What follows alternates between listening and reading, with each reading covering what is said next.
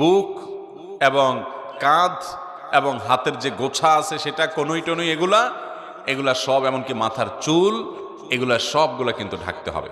আমাদের অনেক মহিলারা আছেন, অনেক মা বোনরা আছেন, মা চাচিরা আছেন, যারা দেখা যায় এখনো আপনার শাড়ি পরে নামাজ পড়েন, তার উপরে কোনো ওড়না পড়েন না।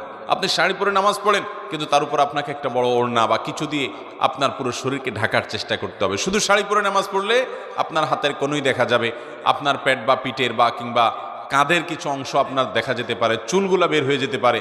যদি আপনার পুরো নামাজ জুড়ে এরকম শরীরের সমস্ত অঙ্গ প্রত্যঙ্গ খোলা থাকে, আপনার নামাজ হবে না।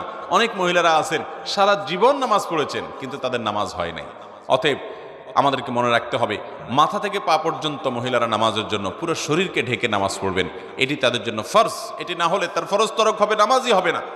বিধায় এই তিনটি সাবধানতা নামাজের ব্যাপারে আমাদের বোনদেরকে আমি বিশেষভাবে করলাম। আর যারা বয়সে অনেক তরুণী আছেন,